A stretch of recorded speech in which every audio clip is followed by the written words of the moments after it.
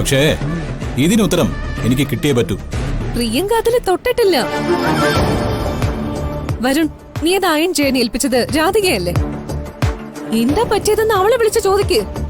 ഏയ് അതെ, രാധികയുടെ ഭാഗത്തുനിന്ന് ഇങ്ങനെ ഒരു മിസ്റ്റേക്ക് ഒന്നും പറ്റില്ല. നീ അഥവാ പറ്റിയാലും അത് എന്നെ അറിയിക്കാനുള്ള സാമാന്യ മര്യാദ അയാൾക്കുണ്ട്. അത് വരുൺ പറഞ്ഞത് സത്യം. ആ കുട്ടി അങ്ങനെ ഒന്നും ചെയ്യില്ല. ആഹാ, അപ്പോ സംശയം നമുക്ക് തീർക്കാലോ. രാധികേ, രാധികേ. അതെ, ഞാനിത് സഹിക്കാൻ തുടങ്ങിയിട്ട് കുറെ ദിവസങ്ങളായി. എനിക്കിപ്പൊ തന്നെ ഇതിനൊരു പരിഹാരം ഉണ്ടാക്കിയേ പറ്റൂ. രാധികേ, നീ ഡ്രസ് അയൺ ചെയ്യുമ്പോ പ്രിയങ്ക ഇതുവഴി വന്നായിരുന്നോ? ഇല്ല. ആരാ ഈ ഡ്രസ് മടക്കി വെച്ചത്? ഞാനാ.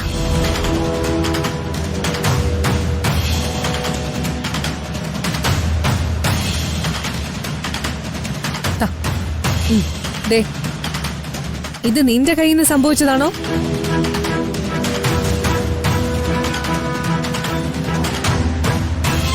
ചോദിച്ചത് കേട്ടില്ലേ? ഈ ഡ്രസ്സ് കരിഞ്ഞത് നിന്റെ കയ്യിൽ നിന്നാണോന്ന്?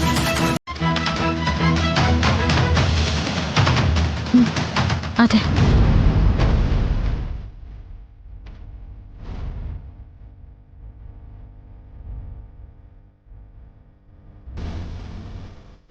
ഞാൻ കരുതിക്കൂട്ടി കരിച്ചതാ.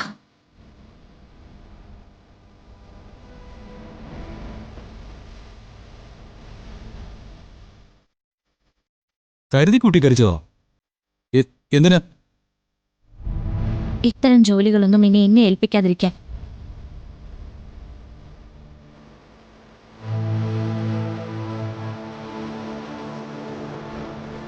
സ്വന്തം ഭാര്യ കൺമുന്നിലുള്ളപ്പോ ഇത്തരം ജോലികൾക്കൊക്കെ അവളെ ആശ്രയിക്കേണ്ടത്, അല്ലാതെ എന്നെ അല്ല.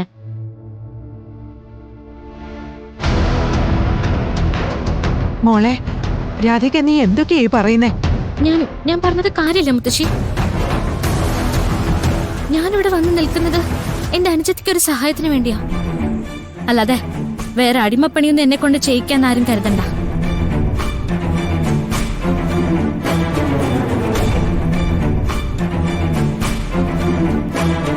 ഇനിയും ഇത്തരം പണികൾ എന്നെ ഏൽപ്പിച്ച ഇങ്ങനെ തന്നെ ആയിരിക്കും ഞാൻ ചെയ്യാം.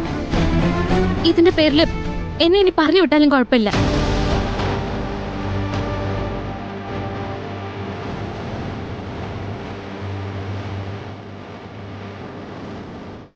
ഇപ്പൊ കാര്യം തെളിഞ്ഞല്ലോ. ഇവളുടെയൊക്കെ സ്വഭാവം ഇത്രയേ ഉള്ളു വരണേ. നീ പോയി വേറെ ഡ്രസ് എടുത്തിട്ട് കമ്പനി പോവാൻ നോക്ക്.